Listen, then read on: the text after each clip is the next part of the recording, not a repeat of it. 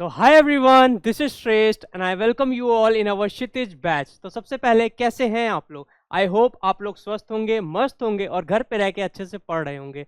तो जैसा कि आप सभी को पता है, हमारे IIT जैम एग्जामिनेशन में काफ़ी कम दिन बचे हैं। यस, 40 के अप्रॉक्स हम लोग के पास दिन बचे हैं। तो उसी कड़ी में सर लेके आए हैं एक ऐसा धमाकेदार टॉपिक, ऐसा इंटरेस्टिंग टॉपिक जो कि आपके अपकमिंग एग्जामिनेशन के लिए काफ़ी ज़्यादा इंपॉर्टेंट होने वाला है। यस, आप मेरे पीछे देख सकते हैं न्यूक्लियर केमिस्ट्री। हाँ, न्यूक्लियर केमिस्ट्री बच्चों हमारे एग्जाम पॉइंट ऑफ व्यू से काफ़ी ज़्यादा इंपॉर्टेंट है। इससे पर्टिकुलर चैप्टर से हमारे पास 2 से 3 क्वेश्चन हर साल आते हैं, 2 से 3 मार्क्स का क्वेश्चन हर बार आता है। तो चलिए आगे हम लोग स्टार्ट करते हैं और देखते हैं कि क्या क्या कंटेंट है और न्यूक्लियर केमिस्ट्री में हम लोग क्या क्या पढ़ेंगे। सर सबसे पहले होता है डेफिनीशन। हम लोग डेफिनीशन के बारे में जानेंगे कि न्यूक्लियर केमिस्ट्री की डेफिनीशन क्या होती है, उसका एसेंस क्या होता है, पर्टिकुलर चैप्टर में क्या क्या चीज़ इन्वॉल्व होती है और हम लोगों के लिए क्या क्या चीज़ें यूजफुल हैं। ठीक है, तो वो हम लोग पढ़ेंगे डेफिनीशन में। फिर हम लोग आगे बढ़ेंगे डिके एंड एमिशन प्रोसेसेस के बारे में। जैसा कि नाम ही सजेस्ट कर रहा है, डिके एंड एमिशन प्रोसेस, तो ऐसे बहुत से रेडियो एक्टिव डिके और एमिशन प्रोसेसेस हम लोग इस टॉपिक के अंदर पढ़ने वाले हैं। ठीक है, फिर आगे हम लोग पढ़ेंगे एटॉमिक स्पीशीज के बारे में। हाँ, एटॉमिक स्पीशीज को देख के आपके दिमाग में कुछ याद आया होगा।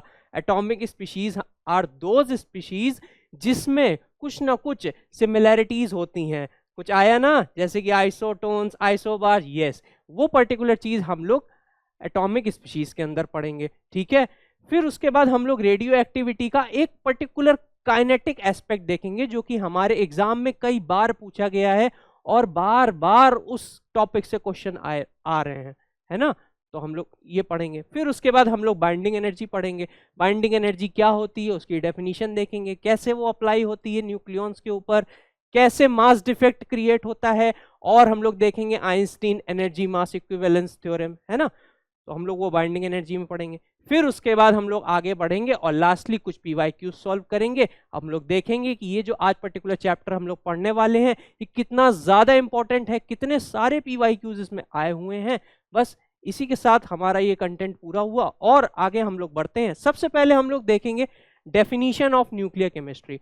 तो जैसे मैंने लिख रखा है, डेफिनीशन क्या कहती है, nuclear chemistry is the sub field of chemistry dealing with radioactivity, nuclear processes and transformations. हाँ, ये तीनों जो पार्ट हैं ये काफी ज्यादा इंपॉर्टेंट है इसकी डेफिनेशन में, of in the nuclei of atom. ठीक है, डेफिनेशन क्या कहती है, सबसे पहले हेडिंग क्या कहती है। हेडिंग हमारी कहती है न्यूक्लियर केमिस्ट्री। तो हमको पता है न्यूक्लियस के लेवल में हम लोग जो केमिस्ट्री स्टडी करेंगे उसको कहेंगे न्यूक्लियर केमिस्ट्री। अब हम लोग आते हैं डेफिनेशन में। डेफिनेशन क्या कह रही है, रेडियो एक्टिविटी। हाँ, रेडियो एक्टिविटी प्रोसेसेस पढ़ेंगे हम लोग। फिर उसके बाद न्यूक्लियर प्रोसेसेस, ऐसे बहुत से न्यूक्लियर प्रोसेसेस होते हैं जो कि न्यूक्लियॉन्स की वजह से होते हैं, जो कि न्यूक्लियर लेवल में एग्जिस्ट करते हैं, वो हम लोग न्यूक्लियर केमिस्ट्री में पढ़ते हैं।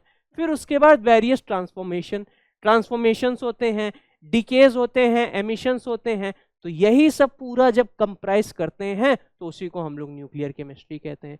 ठीक है बच्चों, यहां तक समझ में आ गया। अब मैं आपको ब्रीफ एक इंट्रोडक्शन देता हूं कि न्यूक्लियर केमिस्ट्री में हम लोग क्या 2 पार्ट पढ़ने वाले। ठीक है सर, इसके 2 पार्ट हम कर देते हैं। ओके, फर्स्ट पार्ट और सेकंड पार्ट। फर्स्ट पार्ट में हम लोग क्या पढ़ेंगे, फर्स्ट पार्ट में हम लोग पढ़ेंगे न्यूक्लियर एमिशन। फर्स्ट पार्ट में हम लोग पढ़ेंगे न्यूक्लियर एमिशन।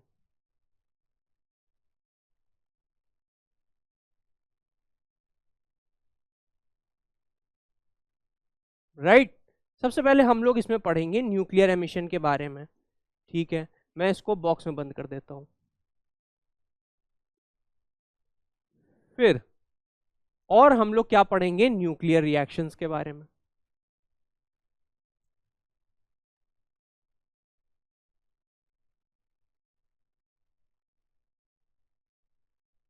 ठीक है, यही 2 पर्टिकुलर टॉपिक हैं, यही 2 पर्टिकुलर सब हेडिंग्स हैं जो हम न्यूक्लियर केमिस्ट्री में पढ़ने वाले हैं।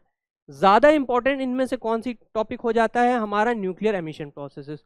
क्योंकि जो कि हम लोगों ने कंटेंट टेबल में देखा था वो सब का सब न्यूक्लियर एमिशन में आता है। ठीक है, तो उसके यहाँ जाने से पहले हम लोग एक काम करते हैं, न्यूक्लियर रिएक्शन को शॉर्ट में निपटा देते हैं और देखते हैं न्यूक्लियर रिएक्शन होती क्या है। तो देखो, नेचर में कुछ ऐसे न्यूक्लियस एग्जिस्ट करते हैं जो कि हमें ये नहीं पता अभी कि वो स्टेबल है कि अनस्टेबल है। ठीक है, हम मान के चलते हैं कोई भी एक न्यूक्लियस एग्जिस्ट कर रहा है। ठीक है, तो न्यूक्लियर रिएक्शन हम लोग समझने निकले हैं। ठीक, सपोज करो ये हमारे पास एक न्यूक्लियस है जिसको मैंने एन नाम दिया। ठीक है, ये एन नाम का एक न्यूक्लियस है जो कि नेचर में फ्रीली एग्जिस्ट कर रहा है। अब हमने क्या किया, इसमें एक बॉम्बार्डमेंट कराया, किसका, किसी भी प्रोजेक्टाइल पार्टिकल का। ठीक है, प्रोजेक्टाइल पार्टिकल का, इसको मैं दूसरे कलर से बना देता हूं।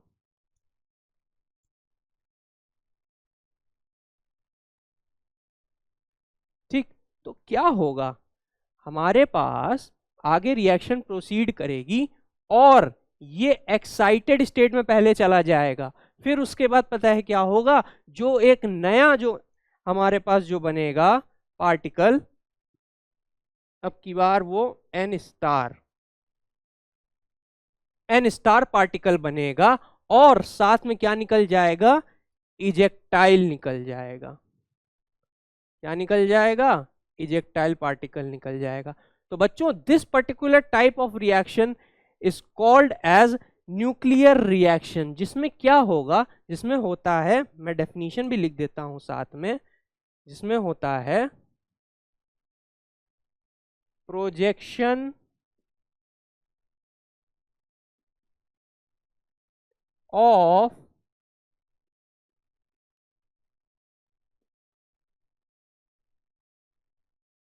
Projectile particle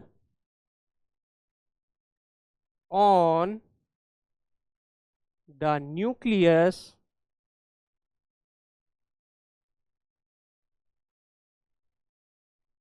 to give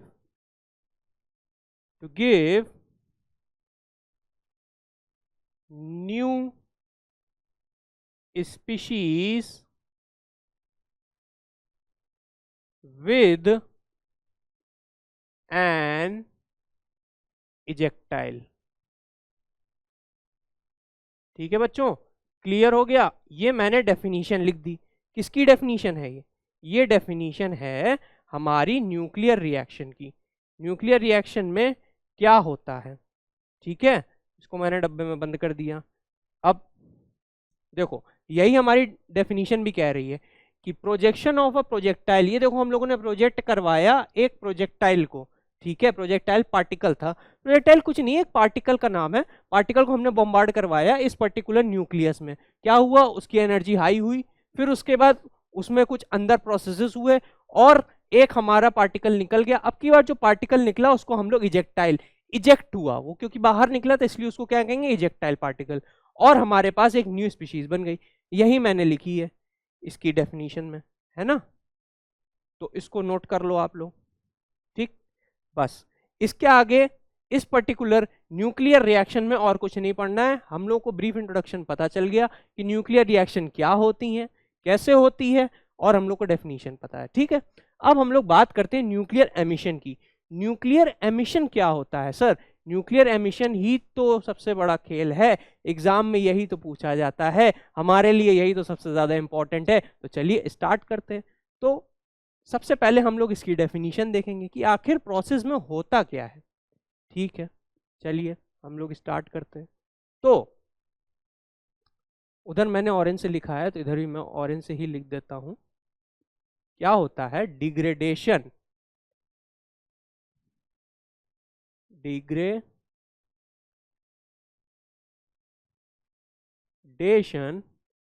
of an unstable nuclei. Yes, यही सबसे बड़ा डिफरेंस है इन दोनों में। यहाँ पे अनस्टेबल न्यूक्लियाई का होना इंपॉर्टेंट है। Degradation of an unstable nuclei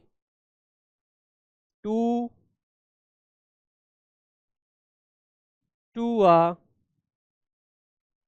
stable species by emission of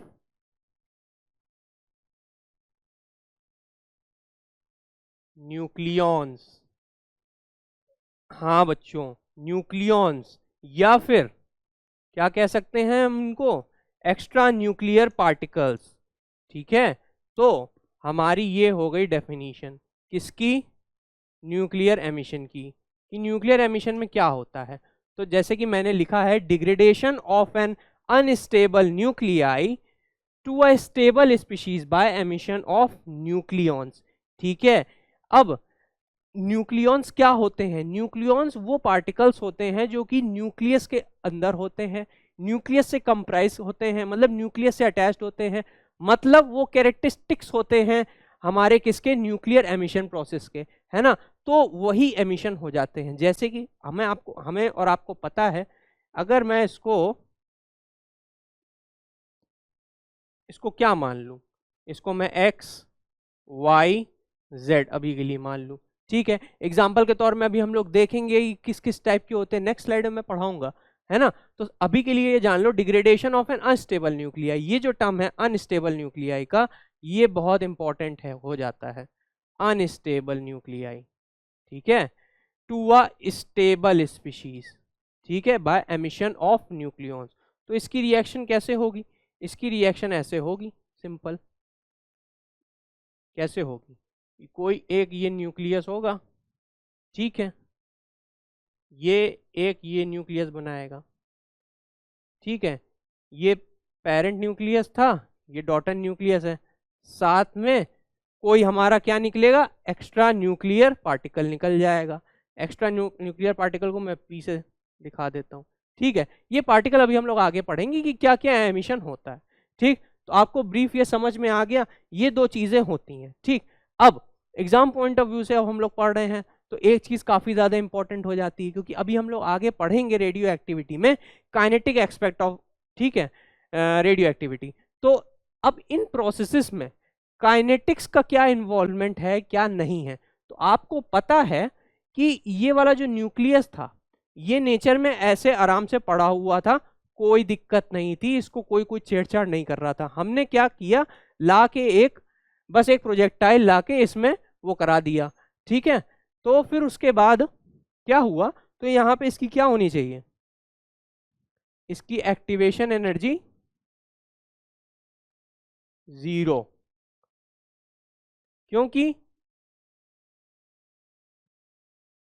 ये नेचर में ऐसे फ्रीली ऐसे करके पड़ा हुआ था, इसको कोई कोई कुछ छेड़छाड़ नहीं कर रहा था, वो तो हमने प्रोजेक्टाइल लाके इसमें किया ना, इसमें इन्वॉल्व किया, इसलिए इस प्रोसेस में। और इस प्रोसेस में क्या होगा, एक्टिवेशन एनर्जी नेवर बी 0। क्यों सर, ऐसा क्यों, क्योंकि देखो बच्चा, जब तक जब तक कोई भी स्पीशीज या फिर वो अनस्टेबल हो या स्टेबल हो, अब मैं अनस्टेबल की बात कर रहा हूं, तो अनस्टेबल स्पीशीज भी जो, वो वाली स्पीशीज जब तक अपनी मैक्सिमम एनर्जी लेवल में नहीं पहुंच जाएगी, मतलब उसको एक्साइटेड कर करके उसको हम लोग एक मैक्सिमम एनर्जी लेवल तक नहीं भेज देंगे, उसकी एक्टिवेशन एनर्जी जब तक जीरो के नॉन जीरो नहीं हो जाएगी, मतलब जीरो से हट नहीं जाएगी, तब तक वो ये प्रोसेस नहीं फॉलो करेगा, है ना। तो इसलिए आगे ये प्रोसेस होता है। ठीक, तो अब हम लोग आगे पढ़ेंगे, हम लोगों ने समझ लिया क्या, न्यूक्लियर एमिशन और न्यूक्लियर रिएक्शन के बारे में, है ना। तो अब हम लोग आगे देखते हैं, अब आगे क्या है, डिके और एमिशन। ठीक है, तो डिके किस किस टाइप के होते हैं, एमिशन किस किस टाइप के होते हैं, आइए हम लोग जानते हैं। उसके लिए मैं सबसे पहले एक टेबल बना देता हूँ बच्चों। ठीक है सर, एक टेबल बना दीजिए। ओके, ये मैंने एक डब्बा बड़ा सा बना दिया। ठीक, अब इसके मैं पार्टीशन कर देता हूँ सिंपली।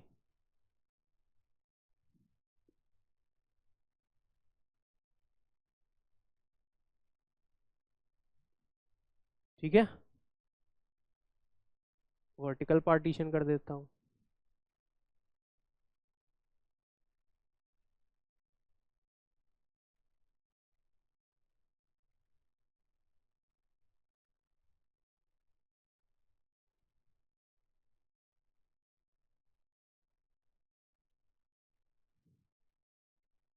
यहाँ पे मैं लिखूंगा सीरियल नंबर, ठीक है। यहाँ पे मैंने लिखा सीरियल नंबर, फिर मैं यहाँ लिखूंगा डीके टाइप,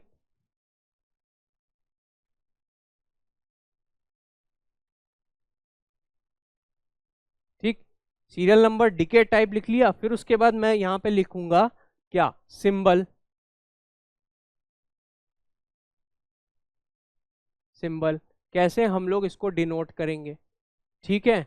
उसके आगे मैं लिखूंगा रिएक्शन,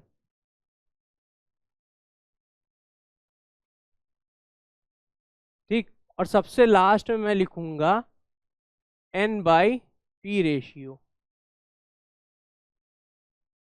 हाँ, ये जो टेबल है ये आपके एग्जाम पॉइंट ऑफ व्यू से काफी ज्यादा इंपॉर्टेंट है, क्योंकि इससे कई बार क्वेश्चन पूछे भी गए हैं, और आपको ये बेसिक अंडरस्टैंडिंग होनी चाहिए कि किस डीके टाइप में कौन सी रिएक्शन इन्वॉल्व होती है, ठीक है, कौन सी रिएक्शन इन्वॉल्व होती है, फिर उसके बाद उसमें उसका क्या सिंबल होता है, आप उसको कैसे पहचाने, N/P रेशियो क्या होता है ना। तो आइए हम लोग स्टार्ट करते हैं।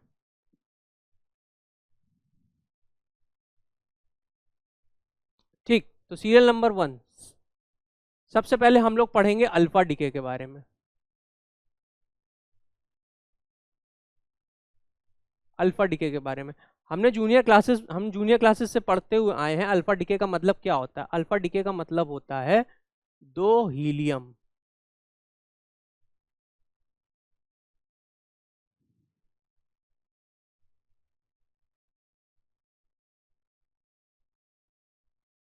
ठीक है, 4He2, ये हमारा अल्फा का सिंबल होता है, ठीक है।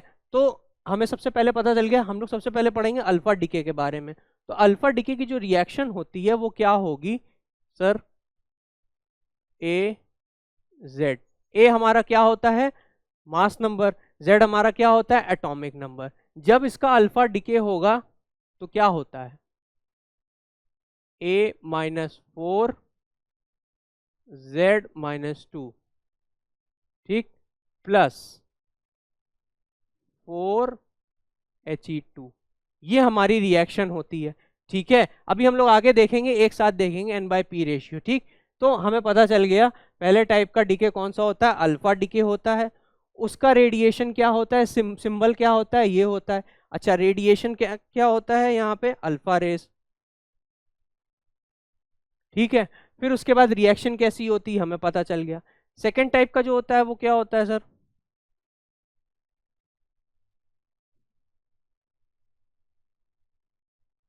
सेकेंड होता है बीटा डीके, ठीक है, बीटा डीके होता है। तो बीटा डीके का जो सिंबल होता है वो क्या होता है? 0 β-1, यस, ये इलेक्ट्रॉन के फॉर्म में रिलीज होता है, ठीक है। तो अब इसकी हम लोग रिएक्शन लिखेंगे, तो इसकी रिएक्शन क्या होगी? AXZ, ठीक है। ये हमें क्या देगा? ये हमें देगा X, A ऐसा ही रहेगा, Z में +1 करना पड़ेगा, प्लस क्या है? एक बीटा पार्टिकल, और बीटा पार्टिकल क्या होता है? 0 β-1, ठीक है। तो आप देख रहे हैं यहाँ +1 किया मैंने, यहाँ -1 किया, तो टोटल इक्वेशन यहाँ पे बैलेंस हो गई, ठीक है। तो ये बीटा डीके ऐसे करके पहचानेंगे हम लोग, ये रिएक्शन दी गई होगी, ठीक है। हमें क्लियर हो गया। फिर उसके बाद हम लोग पढ़ेंगे गामा एमिशन के बारे में। तो गामा एमिशन क्या होता है? ठीक है, थर्ड नंबर हम लोग क्या पढ़ रहे हैं? गामा एमिशन के बारे में, ठीक।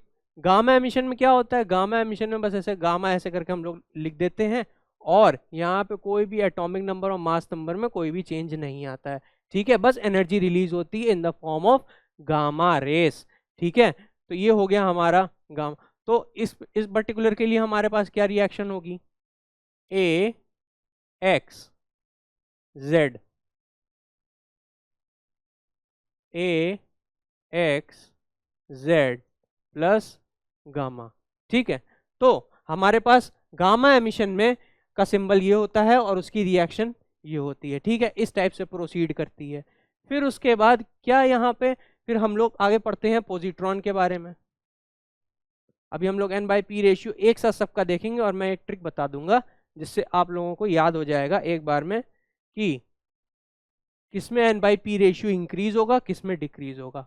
ठीक है, अब फोर हम लोग के पास क्या होता है, फोर होता है हम लोग के पास पॉजिट्रॉन एमिशन। पॉजिट्रॉन एमिशन क्या होता है सर? अच्छा, पॉजिट्रॉन एमिशन, ठीक है। पॉजिट्रॉन को हम लोग कैसे डिनोट करते हैं? पॉजिट्रॉन को हम लोग ऐसे डोनेट करते हैं, ठीक। तो इसके लिए क्या रिएक्शन होगी? इसके लिए हमारे पास रिएक्शन होगी ए एक्स जेड, ठीक है, ए एक्स जेड प्लस, अब यहां पे हमें क्या निकालना है? एक पॉजिट्रॉन निकालना है, +1, ठीक है। तो यहाँ पे हमें क्या करना पड़ेगा? -1। तो इसके केस में ऐसे करके रिएक्शन प्रोसीड करती है। Z में हमारा -1 हो जाता है और एक निकल जाता है, ठीक। फिर उसके बाद होता है न्यूट्रॉन एमिशन, जो कि हमारे लिए इंपॉर्टेंट है। फिफ्थ है हमारा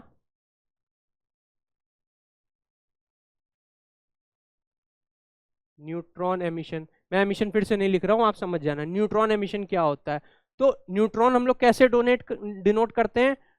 न्यूट्रॉन हम लोग ऐसे डिनोट करते हैं, है ना, क्योंकि इसमें सिर्फ क्या होता है, मास नंबर में +1 होगा, क्योंकि सिर्फ इसके पास एक न्यूट्रॉन है। एटॉमिक नंबर, प्रोटॉन तो होता नहीं है न्यूट्रॉन के पास, तो इसलिए 0 ऐसे करके करते हैं।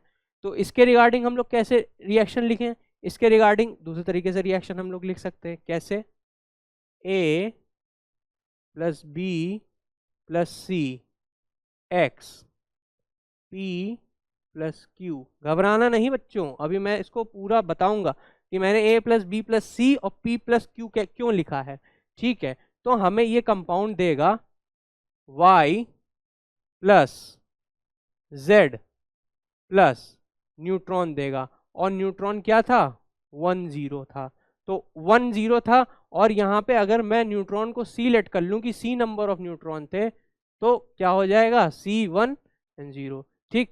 और बाकी का मैं ऐसे लिख देता हूँ, A P B Q। इसकी ये जनरल इक्वेशन मैंने ऐसे करके लिखी कि जनरल रिएक्शन ये फॉलो करेगा कि number of proton, proton and neutron, ये प्रोटॉन प्रोटॉन, क्योंकि ये हमारा होता है एटॉमिक नंबर, ये होता है मास नंबर। मास नंबर में न्यूट्रॉन भी प्रेजेंट होते हैं, तो मैंने क्या किया, न्यूट्रॉन को बस अलग कर दिया, और न्यूट्रॉन को अलग करना था इसलिए मैंने इसको ऐसे ब्रेक करके लिखा। वरना अभी तक देखो मैं ए और जेड लिख रहा था ना, है ना, ठीक है, ये चीज क्लियर हो गई। चलो, और सिक्स्थ एंड लास्ट टाइप का जो एमिशन होता है वो होता है, कौन सा होता है बच्चे? सब जानते हैं, वो ना एमिशन की कैटेगरी में आता है ना डीके की कैटेगरी में आता है, वो होता है इलेक्ट्रॉन कैप्चर।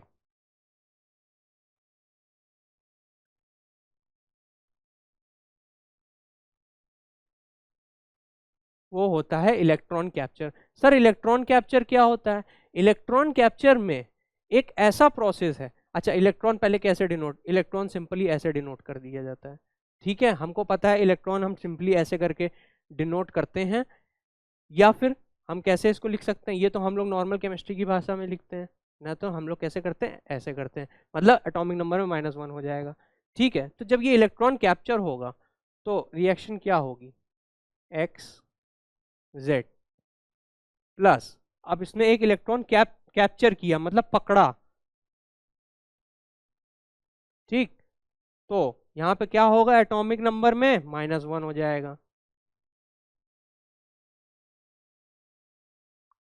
प्लस, और बच्चों यहाँ पे निकलती हैं एक्स रेज। हाँ, ये काफी ज्यादा इंपॉर्टेंट है। बस इस पर्टिकुलर रिएक्शन में, इलेक्ट्रॉन कैप्चर रिएक्शन में एक्स रेज निकलती हैं, ये हम लोग को पता होना चाहिए, और ये हमारे एग्जाम पॉइंट ऑफ व्यू से इंपॉर्टेंट है। हो सकता है वो कभी एमसीक्यू में पूछ ले, वो एमसीक्यू में पूछ लेगा कि किस टाइप ऑफ किस टाइप ऑफ रिएक्शन में, किस टाइप ऑफ डीके में हमें एक्स रेज देखने को मिलती हैं, किस में हमें गामा रेज देखने को मिलती है। तो हमें पता है गामा रेज तो आप पकड़ लोगे गामा एमिशन में, ठीक है, या गामा डीके में, बट आप एक्स रेज नहीं पकड़ पाओगे कि एक्स रेज किस में होती है। तो ये चार ऑप्शन दिए गए होंगे, तो वो किस में हम लोग टिक करेंगे, इलेक्ट्रॉन कैप्चर में टिक करेंगे।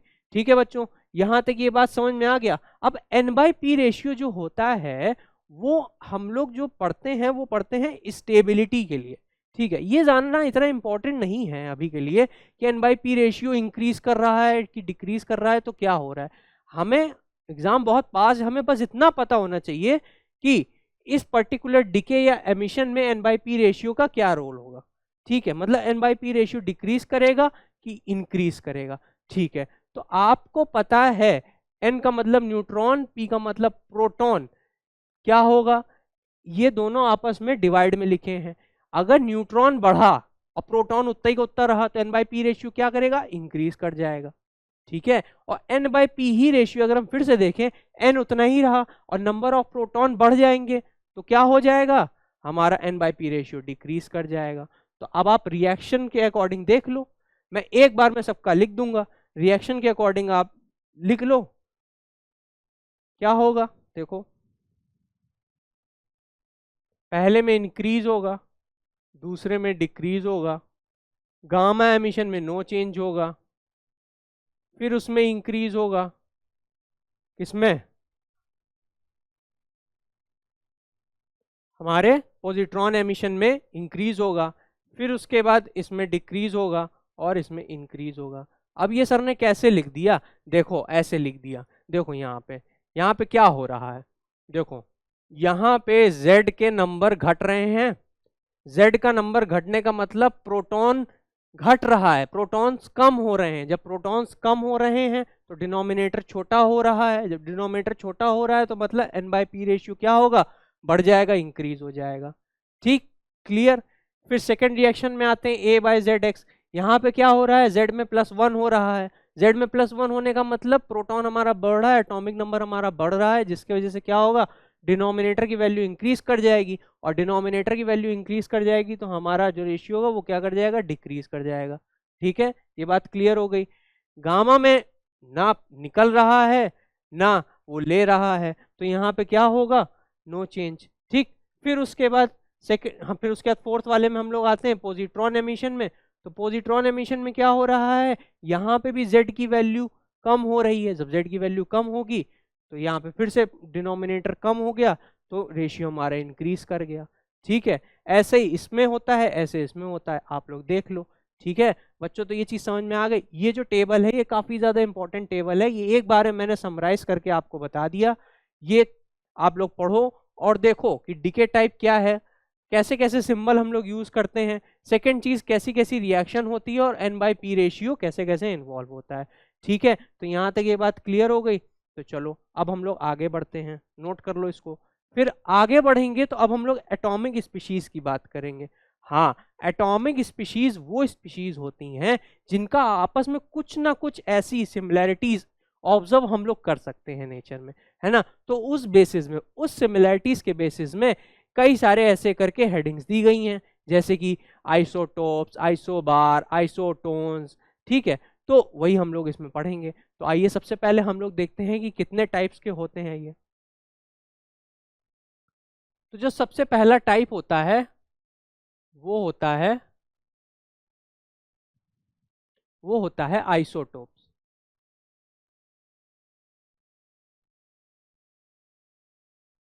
सबसे इजी टाइप होता है, बच्चे बचपन से इसको पढ़ के आ रहे हैं, मैं एक बार बस फटाक से रिवाइज करा देता हूं कि आइसोटोप्स हमारे क्या होते हैं, ठीक है।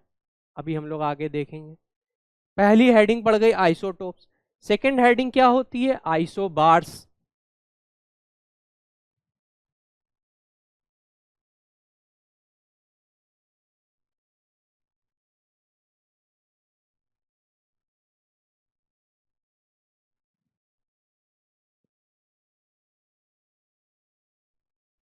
ठीक, थर्ड हेडिंग क्या होगी,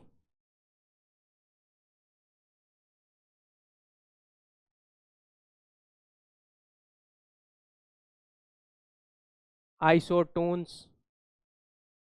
ये सब नाम सुने सुने होंगे, जूनियर क्लासेस से आप लोग पढ़ के आ रहे हैं, मैं बस एक बार रिवाइज करवा रहा हूँ क्योंकि ये न्यूक्लियर केमिस्ट्री का एक पार्ट है ना बच्चों। ठीक है, चौथा क्या होता है हमारा?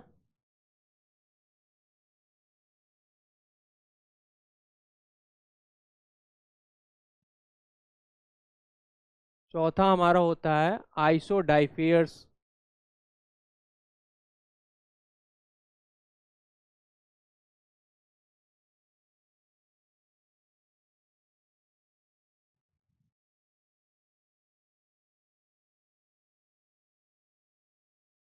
और फिफ्थ एंड लास्ट हमारा क्या होता है? Iso electronic.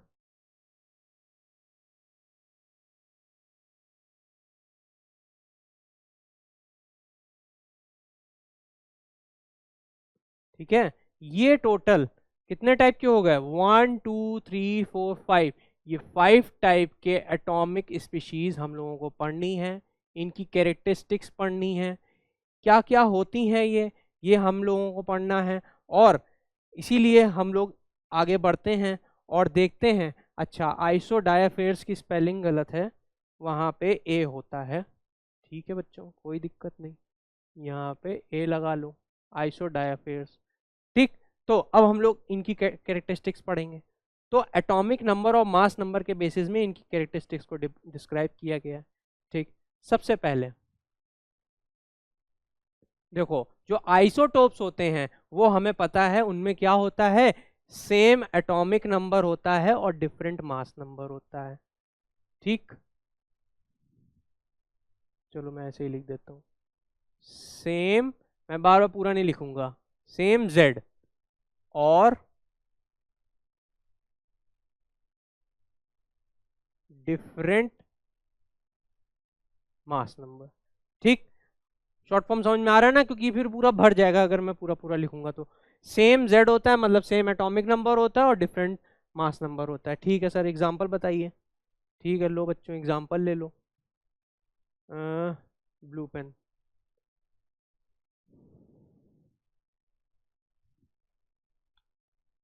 पिंक पेन ले लेता हूँ। एग्जांपल देख लो, आपने आइसोटोप्स पढ़े हैं, 1H1 और 1H2, 1H1 और सॉरी 2H1। हाँ, देखो सर ने गलती कर दी। सर ने क्या किया बताओ? सर ने किया एटॉमिक नंबर और मास नंबर का interchange. 2H1, yes, 1H1 2H1। ठीक, तो ये हमारा हो गया हाइड्रोनियम आयन, ये हमारा हो गया ड्यूटेरियम आयन। ठीक है, तो हम लोगों को पता चल गया कि आइसोटोप्स क्या होते हैं, जिनमें सेम एटॉमिक नंबर होता है और डिफरेंट मास नंबर होते हैं, उसका एग्जाम्पल ये हो गया। ठीक, अब आइसोबार्स के बारे में पढ़ते हैं। तो आइसोबार्स क्या होते हैं? आइसोबार्स इसी के रिवर्स होते हैं। यहाँ पे क्या होगा?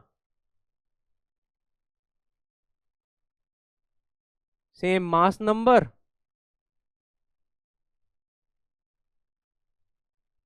और डिफरेंट एटॉमिक नंबर। ठीक है सर, ये भी समझ में आ गया, हम लोग ये भी जानते हैं, है ना। इसके एग्जाम्पल क्या हो सकते हैं? इसके एग्जाम्पल हो सकते हैं जैसे यहाँ पे मेरे पास एक एग्जाम्पल है 40 आर्गन और 40 आर्गन 18 और 40 पोटेशियम 19। ठीक है, आप इसमें देख सकते हो इन दोनों स्पीशीज के मास नंबर सेम है बट एटॉमिक नंबर डिफरेंट है ना। तो एटॉमिक नंबर डिफरेंट है और सेम मास नंबर, तो उनको हम लोग क्या कहेंगे? उनको हम लोग कहेंगे आइसोबार्स। फिर हम लोग आइसोटोन्स के बारे में पढ़ेंगे। तो आइसोटोन्स हमारे क्या होते हैं? आइसोटोन्स होते हैं हमारे सेम नंबर ऑफ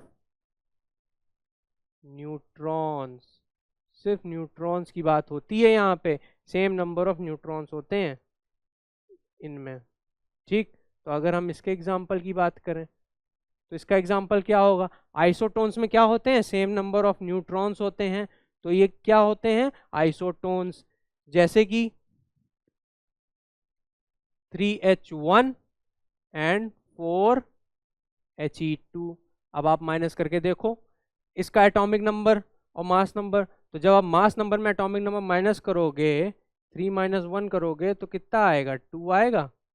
ठीक है, यही चीज़ यहाँ करके देखो, मास नंबर 4 माइनस 2 करो, एटॉमिक नंबर माइनस, कितना आएगा, 2 आएगा। Yes, same number of neutrons आ गए। ये हमारे क्या होते हैं, आइसोटोन्स होते हैं। ठीक है, अब आइसोडायफेयर्स क्या होते हैं। आइसोडायफेयर्स वो स्पीशीज होती हैं जिनमें difference of neutron and proton same होता है। मैं फिर से रिपीट कर रहा हूं, difference of neutron and proton मतलब हमें पर्टिकुलर एक एटम दिया गया होगा, उसका हमें पता है मास नंबर, उसका पता है हमें एटॉमिक नंबर। सबसे पहले हम लोग निकालेंगे कि न्यूट्रॉन्स कितने हैं, फिर हमें प्रोटॉन्स तो पता ही है, एटॉमिक नंबर्स पता चल जाएगा, फिर हम लोग उनके बीच का डिफरेंस देखेंगे। तो ऐसे ही दूसरा भी एटम आएगा और उसमें भी न्यूट्रॉन प्रोटॉन का डिफरेंस अगर इसके बराबर होगा, वो आपस में क्या होंगे, आइसोडायफेयर्स। ठीक है, तो यहाँ पे मैं लिख देता हूं क्या होते हैं ये,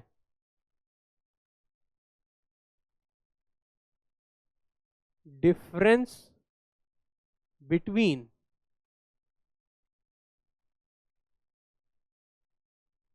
neutron and proton is same. ठीक है, देखो यही मैंने डेफिनेशन में भी लिखा है कि जो आइसोडायफेयर्स होते हैं उनमें क्या होता है, न्यूट्रॉन और प्रोटॉन के बीच का जो डिफरेंस होता है वो सेम होता है। ठीक है, जैसे कि एग्जांपल मैं ले लूं 39 19 के, ठीक है, पोटेशियम का, और 19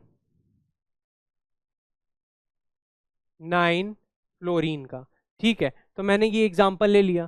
तो ये एग्जांपल में अब देखो कैसे, देखो ये इसका मास नंबर है 39 और इसका एटॉमिक नंबर है 19। तो सबसे पहले हम लोग इसमें फाइंड कर लें, सबसे पहले हम लोग इसमें क्या फाइंड कर लें, सबसे पहले हम लोग इसमें नंबर ऑफ न्यूट्रॉन्स फाइंड कर लें। तो नंबर ऑफ न्यूट्रॉन्स कैसे फाइंड होंगे, 39 में माइनस कर देंगे 19 को, तो हमारे पास कितना आएगा, 0 2 20 आएगा, 20 आएगा ना, है ना। तो अब क्या हो गया, ये नंबर ऑफ न्यूट्रॉन्स हैं। प्रोटॉन्स कितने थे इसके पास, 19 थे। तो डेल्टा क्या, ये प्रोटॉन ये न्यूट्रॉन, तो न्यूट्रॉन माइनस प्रोटॉन कितना आएगा, 20 माइनस 19, तो ये कितना आएगा, 1। यस, ये देखो डिफरेंस 1 आया, है ना, न्यूट्रॉन और प्रोटॉन के बीच का, तो 1 आया। ऐसे इस केस में देखो नंबर ऑफ न्यूट्रॉन्स कितने आएंगे, नंबर ऑफ न्यूट्रॉन्स आएंगे सर 19 में 9 माइनस करने से आएंगे, तो इसको माइनस करो, 0 1। ठीक, अब डेल्टा n माइनस पी, तो ये क्या आएगा, ये आएगा हमारा, n कितने आए हमारे 10, और प्रोटॉन कितना है, जितना एटॉमिक नंबर 9, तो ये भी कितना आ गया, 1। अरे वाह, ये तो दोनों सेम हो गए। मतलब पोटेशियम का ये पर्टिकुलर जो एटम है और फ्लोरीन का ये जो पर्टिकुलर एटम है, ये आपस में क्या है, आइसोडायफेयर्स, क्योंकि इनमें डेल्टा एन माइनस पी दोनों का सेम आ रहा है।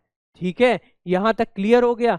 अब जो चौथा पार्ट है आइसो इलेक्ट्रॉनिक, वो तो इतना ज़्यादा इंपॉर्टेंट है और इतना ज़्यादा फेमस है कि आपको पता होगा, ये हमारे केमिकल बॉन्डिंग में यूज़ हुआ है, ये हमारे कोऑर्डिनेशन कॉम्प्लेक्सेस में यूज़ हुआ है, ये हमारे ऑर्गेनोमेटेलिक के आइसोलोबल एनोलॉगी में यूज़ हुआ है, ये हमारे मेटल मेटल काउंटिंग में यूज़ हुआ है, क्या, आइसो इलेक्ट्रॉनिक जब हम लोग देखते हैं, है ना। तो आइसो इलेक्ट्रॉनिक तो ये तो सभी को पता होगा कि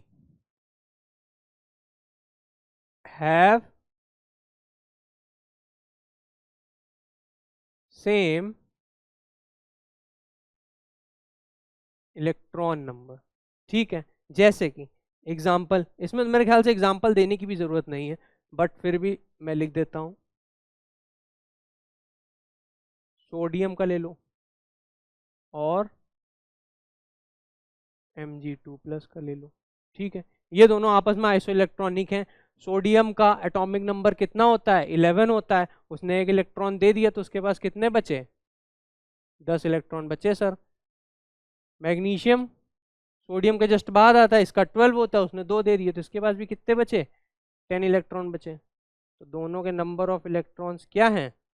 सेम है। दोनों के नंबर ऑफ इलेक्ट्रॉन सेम है, इसलिए ये क्या हो गई? आइसोइलेक्ट्रॉनिक स्पीशीज हो गई। ठीक है, ये पूरा क्लियर हुआ बच्चों को कि एटॉमिक स्पीशीज क्या क्या होती हैं। एटॉमिक स्पीशीज में हम लोग क्या क्या पढ़ते हैं? तो हमको पता है आइसोटोप्स, हमने देखा सेम जेड डिफरेंट ए, और उसके एग्जाम्पल। फिर उसके बाद आइसोबार, आइसोबार में हम लोगों ने पढ़ा, फिर आइसोटोन पढ़ा, फिर आइसोडायफर्स पढ़ा, और आइसो इलेक्ट्रॉनिक पढ़ा। ये हमारे एग्जाम में अक्सर पूछ लिए जाते हैं। ठीक है, एग्जाम्पल दे दिया जाएगा, सपोज करो इसका एग्जाम्पल दे दिया जाएगा, अब बच्चे वहाँ कंफ्यूज हो जाएंगे, कहेंगे अरे ये तो हमने पढ़ा ही नहीं था। तो मैंने पढ़ाया आइसोडायफर्स के अंदर क्या होता है, difference between neutron and proton is same, जब आ जाए तो वो आइसोडायफर्स कहलाते हैं। ये पर्टिकुलर हमारे जैम में 1 या 2 मार्क्स के इस टाइप से क्वेश्चन बन जाते हैं, तो ये आपके लिए इंपॉर्टेंट है, इसको नोट कर लो। ठीक है, अब हम लोग आगे बढ़ते हैं। अब आगे क्या है? अब आगे एक ऐसा टॉपिक है जिससे हर साल एक क्वेश्चन आ रहा है, एक क्वेश्चन तो आ ही रहा है, यस, रेडियो एक्टिविटी। कभी वो यूनिट बेस्ड पूछ लेता है, कभी वो न्यूमेरिकल बेस्ड पूछ लेता है, कभी वो काइनेटिक अप्रोच पूछ लेता है, और काइनेटिक अप्रोच ही सबसे ज्यादा पूछता है। काइनेटिक अप्रोच में भी क्या, कभी फॉर्मूला बेस्ड पूछ लेगा, ठीक है, कभी आपसे हाफ लाइफ पूछ लेगा, ठीक है, कभी आपसे लैम्डा की वैल्यू पूछ लेगा, कभी एवरेज लाइफ पूछ लेगा। तो आइए वो सब हम लोग डिस्कस करते हैं। मैं सारे फॉर्मूलेस बता दूंगा आपको, एग्जाम में कोई भी आपके पास न्यूमेरिकल आएगा तो आप फॉर्मूला लगा लेना, डायरेक्ट आता है, कोई बहुत ज़्यादा तीन झाम नहीं आता है, डायरेक्ट आएगा आप लगा देना, हो जाएगा। तो सबसे पहले हमको पता है रेडियो एक्टिव प्रोसेस जितने भी होते हैं वो हमारे नेचर में कैसे होते हैं, वो हमारे फर्स्ट ऑर्डर काइनेटिक्स फॉलो करते हैं। हाँ सर, ये बात तो हम लोग को आप केमिकल काइनेटिक्स में ही पढ़ाते हैं। क्या पढ़ाते हैं कि जो फर्स्ट ऑर्डर रिएक्शन होती हैं वो are radioactive in nature. तो रेडियो एक्टिविटी में हम क्या पढ़ाएंगे, जो रेडियो एक्टिव प्रोसेस होते हैं are following first order kinetics. ठीक है, तो ये कौन सी काइनेटिक्स फॉलो करेंगे? First order kinetics.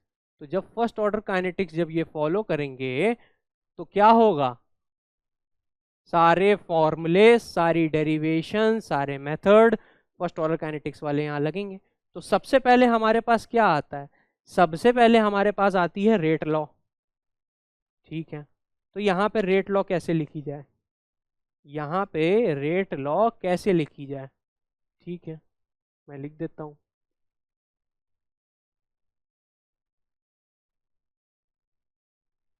Rate law,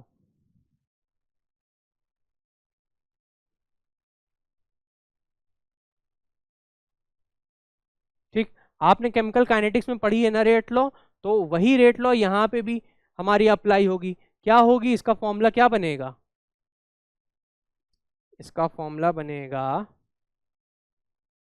n equals to n naught e की पावर माइनस लैम्डा टी।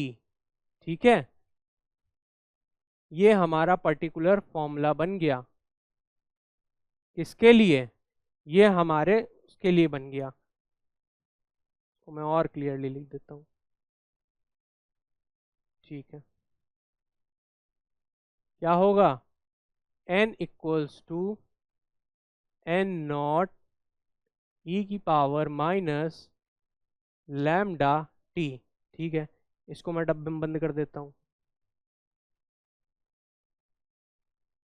ठीक, ये चीज़ याद रहने वाली है। अब इसमें ये जो है एन क्या डिनोट करता है, एन नॉट क्या डिनोट करता है, वो भी बता दीजिए सर। ठीक है, मैं बता देता हूँ।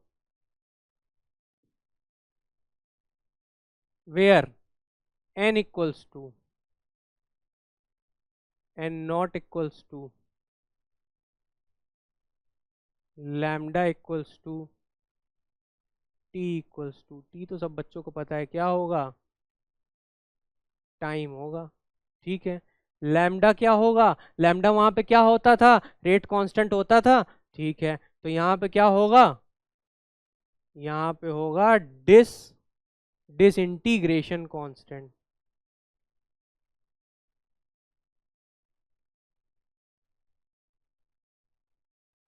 डिसइंटीग्रेशन डिसइंटीग्रेशन कांस्टेंट होगा। एन नॉट क्या होगा? Initial volume, initial sample volume. मैंने इसको सैंपल क्यों बोला? क्योंकि हम लोग यहाँ पे रेडियो एक्टिव प्रोसेस पढ़ रहे हैं, और रेडियो एक्टिव प्रोसेस में क्या होगा, हम छोटा सा एक कोई भी एटॉमिक पार्टिकल लेके आएंगे, कुछ भी पार्टिकल लेके आएंगे, तो उसको हम लोग सैंपल बोलते हैं। तो इनिशियल सैंपल वॉल्यूम, ठीक है, या फिर इनिशियल सैंपल अमाउंट लिख लो। वॉल्यूम का मतलब वो मत समझ जाना, length into breadth into height. Volume का मतलब ये है कितना अमाउंट, ठीक है। फिर उसके बाद एन क्या होगा?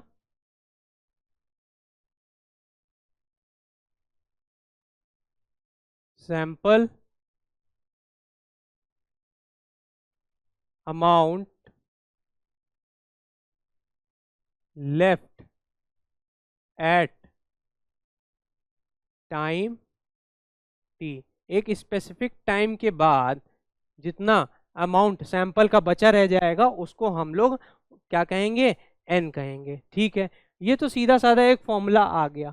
इससे एक और फॉर्मूला भी तो हम लोग डिराइव करते थे। कौन सा फॉर्मूला था वो? याद नहीं आ रहा कुछ। अच्छा, रुको मैं याद दिलाता हूँ। अगर इसको नेचुरल लॉग के फॉर्म में लिखेंगे तो ये क्या होगा? इसको अगर एल एन के फॉर्म में लिखेंगे तो क्या करूंगा मैं? एन को इसमें भेज दूंगा, एन के नीचे एन नॉट को भेज दूंगा, और फिर इसका नेचुरल लॉग ले लूंगा। तो जब ले लूंगा तो क्या आ जाएगा? ये हट जाएगा। तो इसका फॉर्मूला क्या बन जाएगा? इसका फॉर्मूला मैं डायरेक्ट लिख देता हूं। हमारा बन जाएगा lambda equals to 1/t natural log N naught upon N T, ठीक है। ये इसका डायरेक्ट फॉर्मूला बन जाएगा और हमारे न्यूमेरिकल में यूज आ जाएगा। जो यहाँ पे एन एन नॉट लैम्डा और टी था वो वहाँ पे सेम रहेगा, ठीक है। तो यहाँ तक आपको ये बात क्लियर हो गई। ये आपको दो फॉर्मूले समझ में आ गए। अब मैं दो फॉर्मूले और दे देता हूँ। एक हमारा होता है हाफ लाइफ का। तो हाफ लाइफ का हमें पता है फॉर्मूला केमिकल काइनेटिक्स में क्या होता था,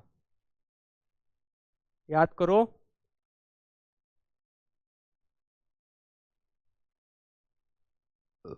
हाफ लाइफ, हाफ लाइफ का फॉर्मूला होता था हमारे पास T half equals to 0.6932 upon K होता था। वहां पे रेट कांस्टेंट होता था, बट यहाँ पे क्या होगा? डिसइंटीग्रेशन कांस्टेंट होगा। डिसइंटीग्रेशन कांस्टेंट होगा मतलब लैम्डा होगा। तो बस एक फॉर्मूला ये आ गया, ठीक है। इसकी यूनिट पता है? टाइम की यूनिट होगी, या फिर आर में होगी, या मिनट में होगी, या सेकंड में होगी, ठीक है। हमें ये समझ में आ गया हाफ लाइफ। एक फॉर्मूला और आता है, वो कौन सा होता है सर?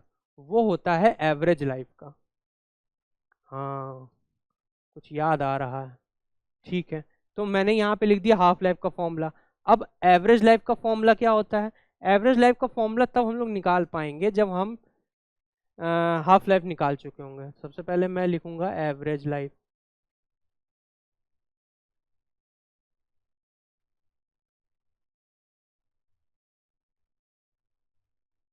ठीक है। एवरेज लाइफ का फॉर्मूला क्या होता है? T average equals to 1.44 into T half, ठीक है बच्चों। ये चीज याद कर लो कि एवरेज लाइफ का ये फॉर्मूला होता है जो कि सर ने डब्बे में बंद किया था। क्या लिखा है मैंने? T average is equals to 1.44 into T half, ठीक है।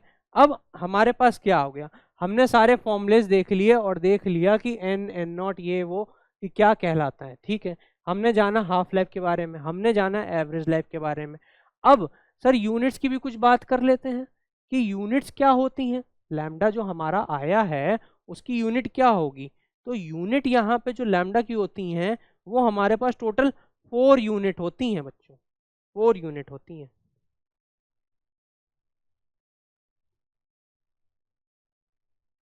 Units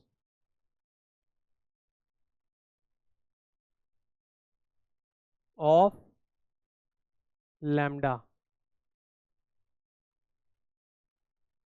units of lambda. ठीक है, टोटल इसकी 4 यूनिट्स होती हैं। कौन कौन सी यूनिट होती हैं? पहली यूनिट होती है डीपीएस। डीपीएस का मतलब क्या? डिसइंटीग्रेशन पर सेकेंड। सेकेंड यूनिट हमारी होती है बेक्वेरल। ठीक है, सेकेंड यूनिट हमारी होती है बेक्वेरल। फर्स्ट होती है मैंने बताई डीपीएस, सेकेंड होती है बेक्वेरल।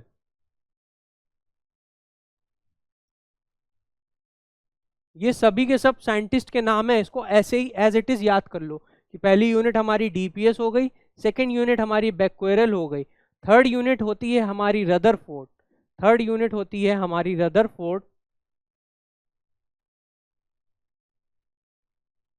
और फोर्थ यूनिट होती है हमारी क्यूरी। फोर्थ यूनिट होती है हमारी क्यूरी।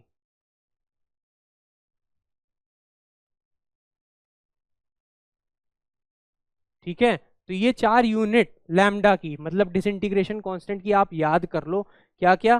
पहली यूनिट होती है 1 डीपीएस मतलब डिसइंटीग्रेशन पर सेकेंड, वो किसके इक्वल होती है? 1 बेक्वेरल के, और वही इक्वल होती है 10⁻⁻⁶ के, किसके? रदरफोर्ड के। फिर लास्ट में जो क्यूरी वाली होती है वो क्या होती है? 0.26 कह लो या 0.27 कह लो, इंटू 10⁻⁻10 क्यूरी। ठीक है, मैंने 0.2 बस लिखा है। ठीक, तो ये यूनिट होती है लैम्डा की। तो हमारे लिए ये भी काफ़ी ज़्यादा इम्पोर्टेंट है। ठीक है, इसको अच्छे से, इस पर्टिकुलर स्लाइड को अच्छे से याद कर लो और अपने पास एक नोट कर लो, क्योंकि ये एग्ज़ाम पॉइंट ऑफ व्यू से काफ़ी ज़्यादा इम्पोर्टेंट है। आप देखोगे एग्ज़ाम में इसी इसी किसी मतलब उसको क्या कहते हैं, फॉर्मूला, हाँ, इन्हीं किन्हीं फॉर्मूले से ही क्वेश्चन पूछे गए हैं, हर बार पूछे गए हैं कोई ना कोई क्वेश्चन। अभी मैं जब PYQ दिखाऊंगा तो आपको वो चीज़ प्रूव हो जाएगी, है ना। तो चलो, ये प्रोसेस हो गया। अब हम लोग पढ़ते हैं क्या? Binding energy. अच्छा सर, बाइंडिंग एनर्जी क्या होती है? बाइंडिंग एनर्जी पढ़ने से पहले, बाइंडिंग एनर्जी पढ़ने से पहले हमारे पास एक ऐसा कॉन्सेप्ट आता है जिसको हम लोग कहते हैं मास डिफेक्ट। अच्छा, मास डिफेक्ट क्या होता है? क्या मास में डिफेक्ट आ गया? नहीं नहीं नहीं नहीं, रुक जाओ, सब्र करो। मास डिफेक्ट का मतलब क्या होता है? मास डिफेक्ट, सबसे पहले मैं यहाँ पे हेडिंग डाल देता हूँ। बाइंडिंग एनर्जी में हम लोग सबसे पहले क्या पढ़ेंगे? मास डिफेक्ट के बारे में।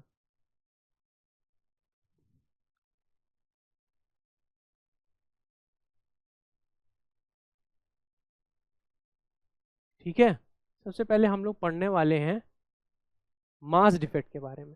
तो मास डिफेक्ट क्या होता है, कैसे हम लोग इसको डिस्क्राइब करें? पहली बात तो ये हमारा क्या होता है, ये हमारा एक्सपेरिमेंटल विजन है। कैसे? जैसे सपोज करो हमारे पास 1 2 3 4 5 6, 6 हमारे पास क्या थे? न्यूट्रॉन्स थे। ठीक, और 6 ही हमारे पास क्या थे? 6 ही हमारे पास क्या थे? प्रोटॉन्स थे।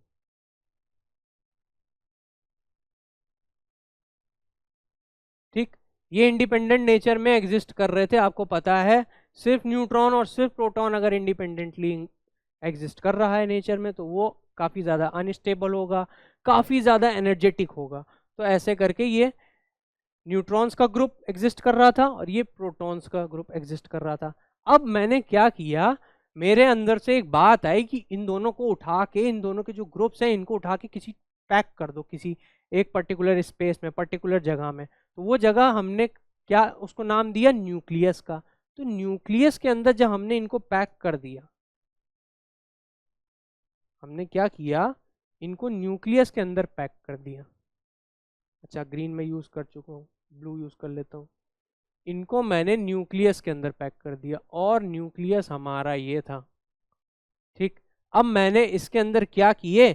6 के 6 न्यूट्रॉन प्लेस कर दिए। 1 2 3 4 5 6, ये छोटे बड़े बन गए, उससे कोई मतलब नहीं है। ठीक, और क्या किया?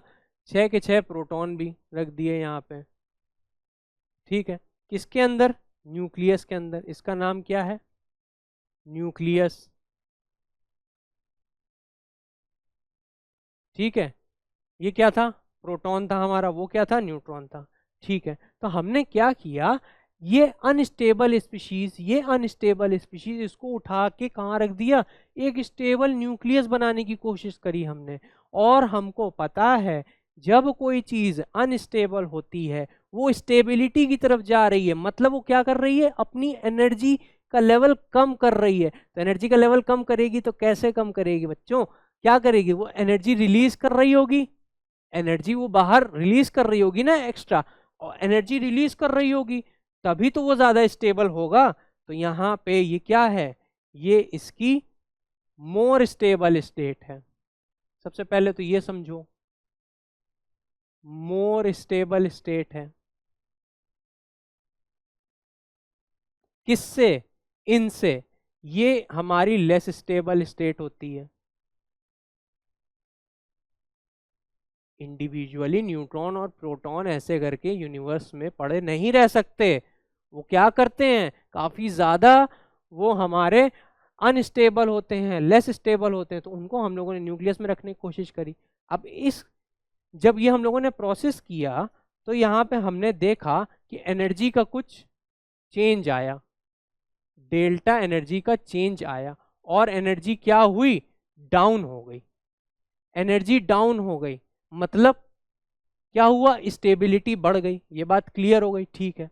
अब कुछ साइंटिस्ट आए, उन्होंने क्या किया, उन्होंने ऐसा किया कि चलो ठीक है, देखते हैं क्या मास में भी कोई चेंज आ रहा है। अगर मास में चेंज आ रहा है तो आइंस्टीन सर की कौन सी equation, delta E equals to delta M C square, जो कहती है मास में चेंज होगा तो एनर्जी में भी चेंज होना चाहिए, और एनर्जी में चेंज होगा तो मास में भी चेंज होना चाहिए। तो इस पर्टिकुलर प्रोसेस में क्या हुआ, स्टेबिलिटी बढ़ी तो एनर्जी घट गई, एनर्जी घटी टोटल, तो साइंटिस्ट के दिमाग में क्वेश्चन आया क्या मास भी घटा। हाँ, उन्होंने क्या किया, उन्होंने ये पर्टिकुलर जो न्यूक्लियॉन्स हैं, उन्होंने पर्टिकुलर ये जो टोटल न्यूक्लियॉन्स हैं हमारे,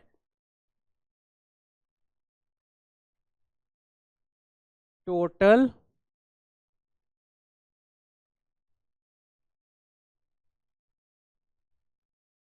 न्यूक्लियॉन्स, ये जो टोटल न्यूक्लियॉन्स हैं इनका मास निकाला। मतलब उन्होंने क्या किया, mass of proton plus mass of neutron, उन्होंने इसको ऐड किया, उन्होंने इसको ऐड किया, और उन्होंने क्या किया, उन्होंने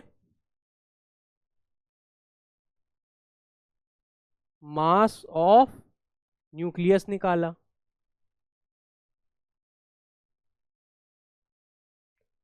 जब उन्होंने दोनों निकाला, मास ऑफ न्यूक्लियस, मैंने इसको स्मॉल एन से लिखा है, ये कैपिटल एन कैपिटल पी, जब उन्होंने देखा इसका मास और इसके मास में बहुत डिफरेंस आ रहा था, एक्चुअली हुआ कैसे, सपोज करो मैं इसको 1 ग्राम ईच ले लूं, 1 ग्राम नहीं होगा, मुझे पता है कि एएमयू में यूनिट होती है, काफी कम होता है, ठीक है इनका मास, बट सपोज करो 1 ग्राम का एक न्यूट्रॉन था और 1 ग्राम का एक प्रोटॉन था, तो उस अकॉर्डिंग यहाँ पे कितने हो गए, 6 ग्राम के न्यूट्रॉन हो गए और 6 ग्राम के हमारे क्या हो गए, प्रोटॉन हो गए। तो टोटल यहाँ पे हमारे पास कितना आया, टोटल हमारे पास यहाँ पे आ रहा था 12 ग्राम, ठीक है। सपोज, मैं सिर्फ सपोज करने की बात कर रहा हूँ, ठीक है, कि 1 ग्राम था एक न्यूट्रॉन का, 1 ग्राम था एक प्रोटॉन का, तो टोटल जब ऐड किया तो हमारे पास 12 ग्राम आ रहा था एक्सपेरिमेंट करने के दौरान। फिर उसके बाद जब हम लोगों ने एक न्यूक्लियस बना लिया सब सक्सेसफुली, तो उसका मास कुछ कम आ रहा था, सपोज कर लो 10 ग्राम के आसपास आ रहा था। अरे ये कैसे हो गया, तो बस यही तो आइंस्टीन सर ने बोला था कि जब भी एनर्जी कम होगी, एनर्जी रिलीज होगी बाहर, तो वो किस फॉर्म में, मास को लेके चली जाएगी, क्योंकि क्या होगा, तभी तो ये E is equals to M C square हमारा वैलिड रह पाएगा। जैसे जैसे एनर्जी घटी वैसे वैसे मास भी घट गया, मास घट गया तभी तो एनर्जी घटने से मोर स्टेबल हमें न्यूक्लियस मिला। यही होता है। और ये जो इनके बीच में जो डिफरेंस आ रहा है, ये जो बच्चों इनके बीच में ये जो डिफरेंस आ रहा है, किसका डिफरेंस आ रहा है? ये डिफरेंस आ रहा है 2 ग्राम का। ये 2 ग्राम का आ रहा है ना, यही है हमारा डेल्टा एम, मतलब यही है हमारा मास डिफेक्ट। हाँ, यही हमारा मास डिफेक्ट है कि टोटल नंबर ऑफ न्यूक्लियॉन्स का जो वेट है वो अलग आ रहा है, न्यूक्लियस का वेट अलग आ रहा है। तो ये जो वेट में जो चेंज हो गया इसको हम लोग क्या कहते हैं? Mass defect. और ये आइंस्टीन सर की एनर्जी मास इक्विवेलेंस थ्योरम से प्रूव भी हो गया कि एनर्जी कम हुई है इसीलिए तो मास भी कम हुआ है, और मास कम होगा तभी एनर्जी कम होगी, और एनर्जी कम होती है किसी भी सिस्टम की तभी तो स्टेबिलिटी बढ़ती है ना? ये बात क्लियर हो गई। अब मास डिफेक्ट सर ने पढ़ा दिया इतना पूरा। अब मास डिफेक्ट होने के बाद मास डिफेक्ट एक बहुत इंपॉर्टेंट पॉइंट हो जाता है बाइंडिंग एनर्जी का। बाइंडिंग एनर्जी क्या होती है? बाइंडिंग एनर्जी वो एनर्जी होती है जो कि एक पर्टिकुलर अमाउंट ऑफ एनर्जी या particular minimum amount of energy required to break this formed nucleus. अब ये न्यूक्लियस बन गया, ठीक है, ये न्यूक्लियस हमारा बन चुका है, मैंने इसको बना दिया लैब में। अब क्या है? अब कुछ एनर्जी बाहर निकली ना, ये डेल्टा ई वाली, मैं क्या करूं, बाहर से यही एनर्जी लाके वापस से इसमें डाल दूं, वापस से यही डेल्टा ई एनर्जी डाल दूं, और क्या करा दूं, इस न्यूक्लियस को तोड़ दूं, और तोड़ के मैं क्या कर दूं, वापस से न्यूट्रॉन्स और प्रोटॉन्स में ला दूं। तो यही minimum amount of energy required to break a nucleus into its nucleon particles is known as binding energy. इसी को मैंने बाइंडिंग एनर्जी का नाम दिया।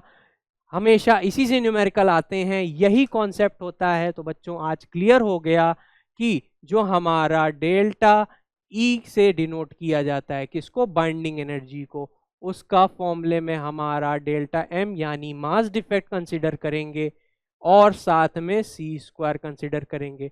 किस सिस्टम में? अगर हम लोग ये एसआई सिस्टम की बात कर रहे हैं, अगर हम लोग ये एसआई सिस्टम की बात कर रहे हैं, ठीक है, इसमें एनर्जी हमारी जूल में आएगी, हमको पता है। डेल्टा एम हमारा ग्राम में या केजी में आएगा, ठीक है। सी हमारी आएगी मीटर पर सेकंड में आएगी, ठीक। तो ऐसे सॉल्व कर लेंगे तो हमारी बाइंडिंग एनर्जी आ जाएगी कि कितनी मिनिमम अमाउंट ऑफ एनर्जी हम दे दें बाहर से कि ये न्यूक्लियस बेचारा फिर से टूट जाए और अपनी अनस्टेबल न्यूक्लियॉन्स में बिखर जाए। इसी को कहते हैं हम लोग क्या? बाइंडिंग एनर्जी, ठीक है। मैं यहाँ पे लिख दे रहा हूँ binding energy E B, binding energy, ठीक। ये आपको यहाँ तक समझ में आ गया। अब एसआई सिस्टम में हम लोग जल्दी कैलकुलेशन नहीं करते हैं क्योंकि आपको भी पता है केजी या ग्राम में न्यूक्लियॉन्स का वेट नहीं मेजर किया जाएगा, है ना? तो वो मेजर किस में किया जाता है? एएमयू में किया जाता है, एटॉमिक मास यूनिट। उसके लिए एक पर्टिकुलर स्पेसिफिक यूनिट बनाई गई है, उसमें वो मेजर किया जाता है। तो वहाँ पे क्या आएगा? वहाँ पे जो फॉर्मूला आएगा वो आएगा delta E B equals to, आप चाहें तो सॉल्व कर सकते हैं, सी की जगह आप सी की वैल्यू रखिए, फिर उसके बाद डेल्टा एम को आप 1 AMU रखिए और सॉल्व करिए। तो पता है आपका क्या आएगा? आपका जो आएगा वो आएगा 10⁻6 इंटू 931.5 EV, ये आपकी आएगी।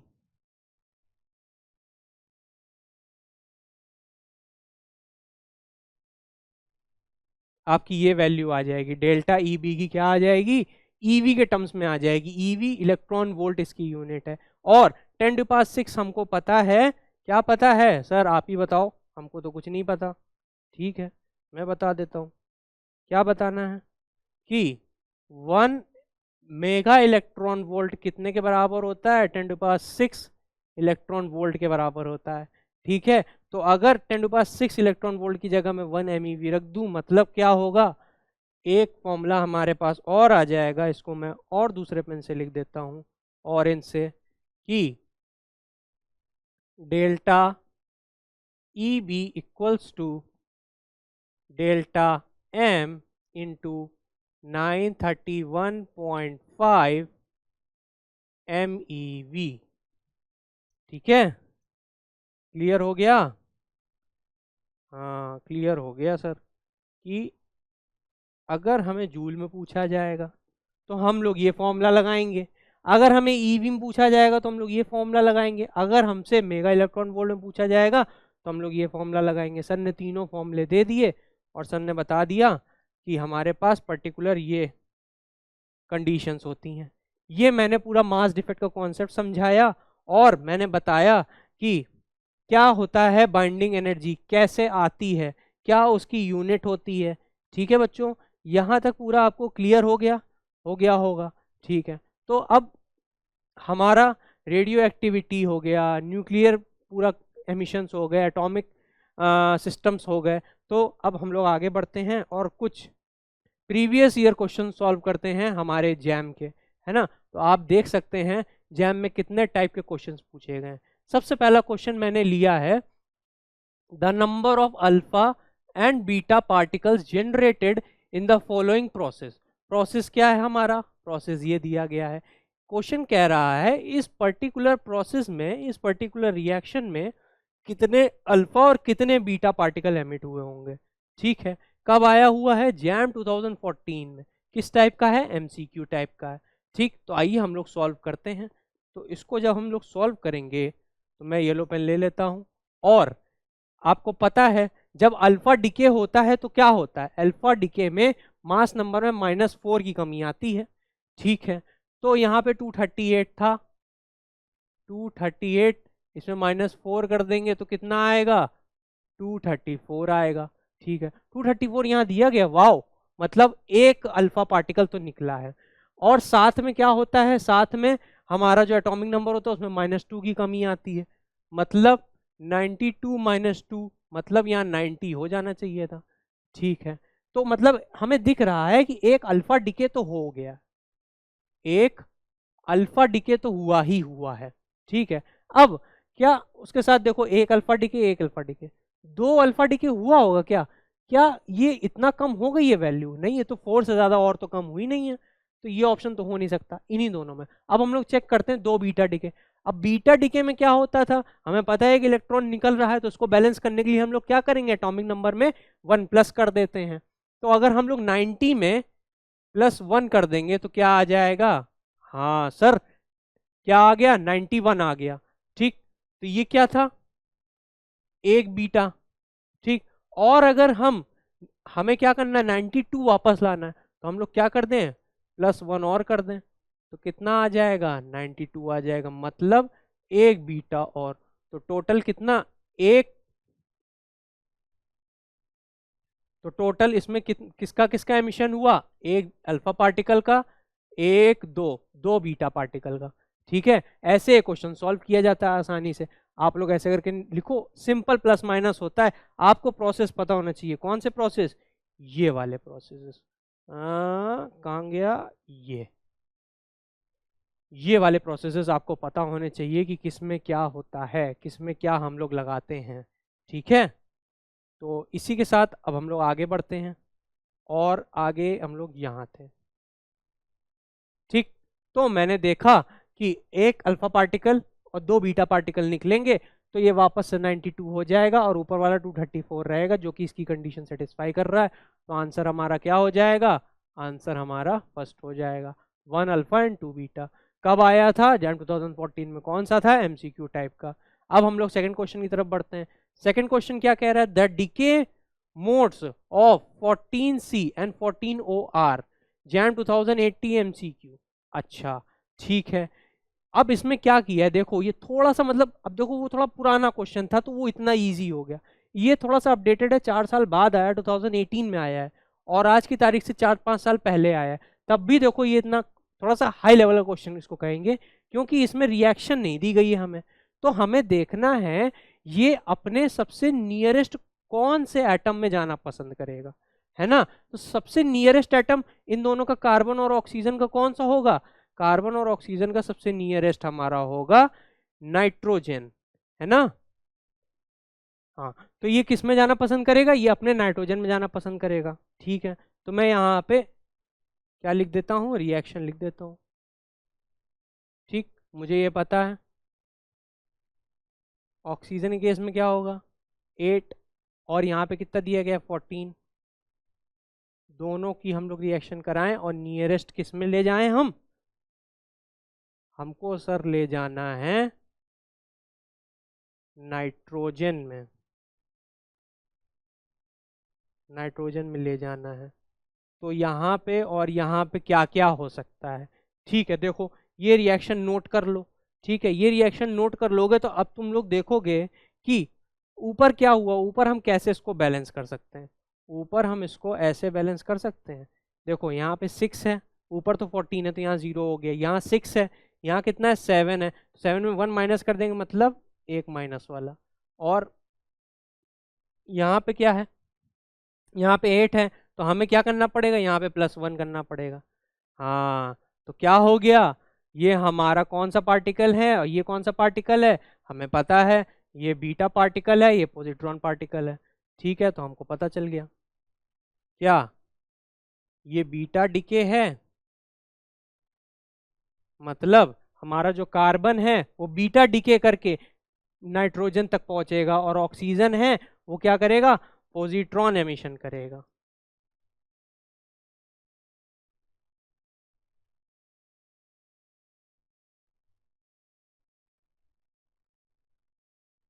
ठीक है बच्चों, ये बात क्लियर हो गई। तो ऐसा ऑप्शन कौन सा दिया गया है, यस यही दिया गया है, हाँ यही मिल गया। क्या, देखो पहले क्या लिखा है, पहले लिखा है 14C, तो पहले क्या लिखा है बीटा डिके, मैंने 14C का क्या लिखा है बीटा डिके। ठीक है, तो यही वाला आंसर टिक हो जाएगा, पहले का बीटा डिके, सेकंड का पॉजिट्रॉन एमिशन रिस्पेक्टिवली। और 2018 का क्वेश्चन सॉल्व हो गया। अब यहाँ पे दिमाग ना लगा पाते थोड़ा सा भी कि इसका नियरेस्ट नेबर, सबसे ज्यादा स्टेबलेस्ट एटम हमारे पास कौन सा होगा, सबसे ज्यादा स्टेबलेस्ट न्यूक्लियाई हमारी कौन सी होगी, तो नाइट्रोजन की ये जो स्पीशीज है 14 और 7 ये सबसे ज्यादा स्टेबल होती है, किसके करीब, कार्बन और ऑक्सीजन दोनों के। अब हमने दोनों में क्या किया, एक में बीटा डिके करा के ये पहुंचा दिए, एक में पॉजिट्रॉन एमिशन करा के ये पहुंचा दिए, बस सिंपल सा क्वेश्चन था, हो गया। आगे बढ़ते हैं। अच्छा, आगे क्या दिया गया है, the x in the following reaction is. अब यहाँ पे एक्स पूछ लिया गया है, कब का क्वेश्चन है, ये तो और पुराना है, जैम 2011 एमसीक्यू का, बट इस टाइप के क्वेश्चन अभी रिसेंट में आए हुए हैं, 17 में भी आया था, 16 में भी आया था। क्या पूछा जाता है, हमें पूछा जाता है कौन सा पार्टिकल एमिट हुआ है, अल्फा डिके हुआ है, बीटा डिके, गामा डिके हुआ है, इलेक्ट्रॉन कैप्चर हुआ है, ये कौन सा प्रोसेस हुआ है, तो उसी का ये क्वेश्चन है। तो हमारे पास क्या है 241 AM95, ठीक है, इसमें हम लोग अल्फा पार्टिकल एक जोड़ रहे हैं, और साथ में क्या निकल रहा है BK4 24397, और साथ में X एक कोई पार्टिकल निकल रहा है। अब हमें यही बताना है, क्वेश्चन में यही पूछा है कि X पार्टिकल क्या निकल रहा है। हमको पता है कि अल्फा पार्टिकल कैसे डिनोट किया जाता है, अल्फा पार्टिकल ऐसे डिनोट किया जाता है सर।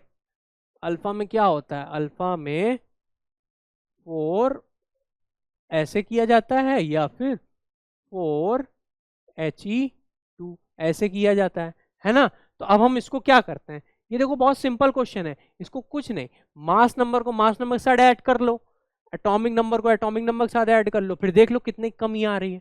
तो देखो 4 + 241 तो कितना हो गया, 245 हो गया ना, और यहाँ कितना है 243, मतलब ऊपर 2 की कमी आ रही है। ठीक है, ऊपर 2 की कमी आ रही है, ठीक, मैंने लिख दिया। फिर यहाँ 95 + 2 कितना हो गया 97, और यहाँ भी कितना है 97, मतलब अरे यहाँ पे तो 0 है, हाँ ये तो कमी नहीं आ रही है। तो ऐसा कौन सा पार्टिकल होता है, हाँ अगर हम लोग 2 न्यूट्रॉन ले लें, क्योंकि न्यूट्रॉन कैसे डिनोट किया जाता है 1 और 0, उसका एटॉमिक नंबर तो कुछ होता नहीं है, तो न्यूट्रॉन के अंदर कब से प्रोटॉन आने लगा, बस मास नंबर 1 होता है। तो अगर 2 न्यूट्रॉन एमिट कर जाए इसमें, तो ये हमारा पर्टिकुलर इस स्पीशीज में कन्वर्ट हो जाएगा, है ना। तो इसका आंसर क्या हो जाएगा, इसका आंसर हो जाएगा 2 न्यूट्रॉन।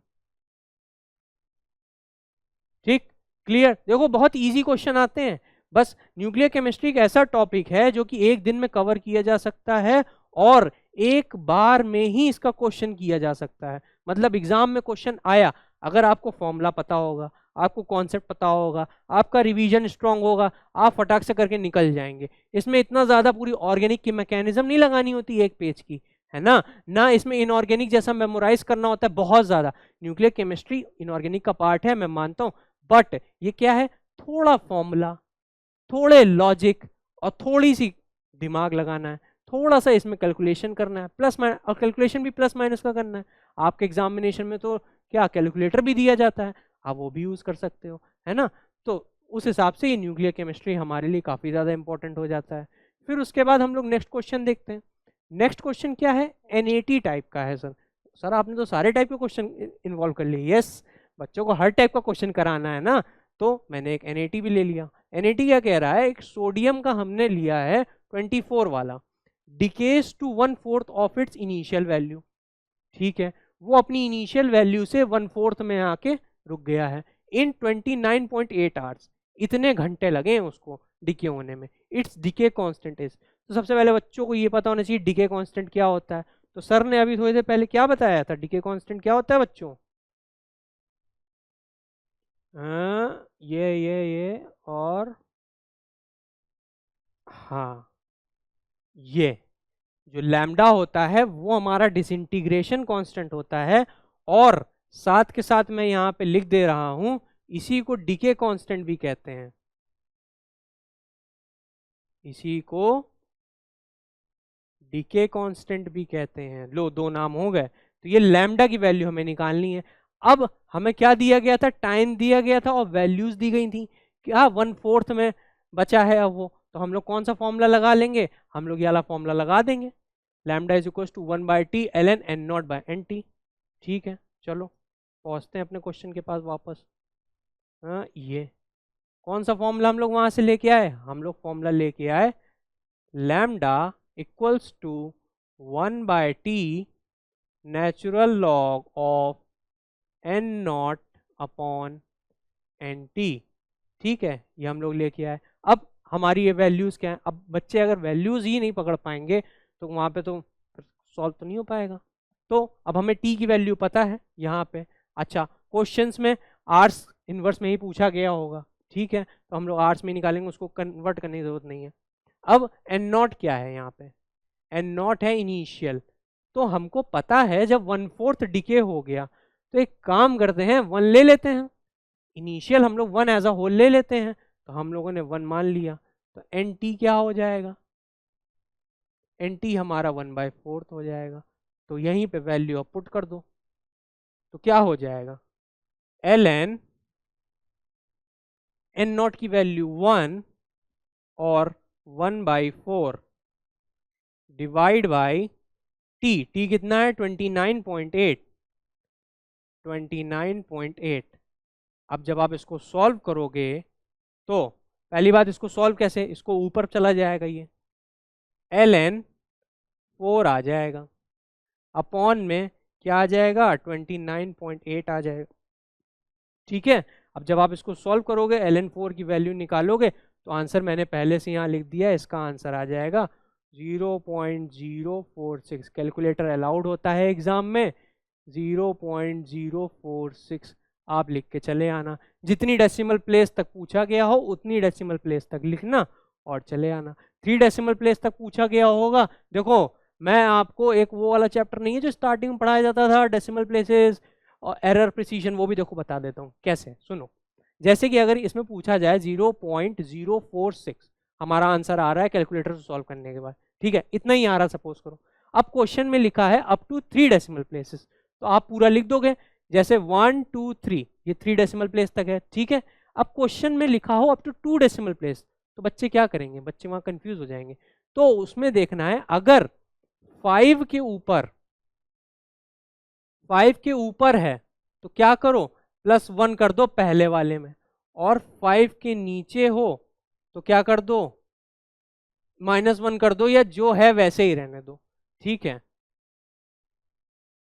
ऐसे ही रहने दो, कोई दिक्कत नहीं है। अगर 5 के नीचे वाला हो लिख दो, क्योंकि उसमें पर्टिकुलर आंसर में रेंज आती है। तो अब यहाँ पे 0.046 था और क्वेश्चन में लिखा गया होता अप टू 2 डेसिमल प्लेस तक लिखना है बच्चों, तो क्या आप करते, देख रहे हो 5 से ज्यादा है ये 6, तो आप लोग इसको उठा के क्या कर देते, ये हमारा आंसर हो जाता 0.05 हो जाता। ठीक है, तो मैंने देखो दोनों आंसर लिख दिए। ये अप टू 2 डेसिमल प्लेस वाला आंसर है, ये अप टू 3 डेसिमल प्लेस वाला आंसर है। ठीक है, सर ने न्यूक्लियर केमिस्ट्री के साथ साथ ये वाला चैप्टर भी कवर कर लिया। बच्चों को कई बार कंफ्यूजन आती है ना एग्जाम टाइम में, तो एग्जाम टाइम में कंफ्यूज नहीं होना है। चलो आगे बढ़ो। अब आगे एक उस टॉपिक से क्वेश्चन है जो कि अभी लेटेस्ट देखो 2021 में आया है, वो भी एनएटी टाइप का आया है, एनएटी टाइप का। और किसके रिलेटेड आया है, ये बाइंडिंग एनर्जी से रिलेटेड आया है। क्या पूछा है, the Q value in MeV. अब देखो इसने मेंशन किया है कि हमें किस में चाहिए, एमईवी में चाहिए, मेगा इलेक्ट्रॉन वोल्ट में चाहिए। तो हमने अभी फॉर्मूला पढ़ा था, क्या फॉर्मूला था, ये हम लोगों ने ये फॉर्मूला पढ़ा था कि एमईवी के उसमें क्या आता है, डेल्टा एम इंटू 931.5 एमईवी। ठीक है, क्लियर हो गया। तो अब हम लोग आगे बढ़ते हैं और ये वाला न्यूमेरिकल सॉल्व करते हैं। ठीक, तो अब क्या होगा, अब हम लोग इसको जब सॉल्व करेंगे तो देखो क्या क्या वैल्यूज आएंगी। देखो सबसे पहले हमें रिएक्शन पता है ये, ठीक है। तो रिएक्शन में क्या है, न्यूक्लियस हमारा हमारा क्या है, 1H का न्यूक्लियस का कितना वेट है, इतना। 4He का न्यूक्लियस का वेट कितना है, इतना। ठीक है, 4 है हमारे पास ये, तो हम लोग क्या करेंगे, इसमें सिंपली 4 का मल्टीप्लाई कर देंगे। मैं इसी में करता हूँ, ठीक है, इसको सॉल्व कर लेना। ठीक, फिर उसके बाद आप लोग इसको क्या करोगे, इसका जो है सेम ऐसा ही रहेगा, क्योंकि ये क्या था, एक ही था ना, देखो एक ही है ना, तो ये जो है वैसा ही रहेगा। तो ये क्या आएगा, 4.002604 AMU।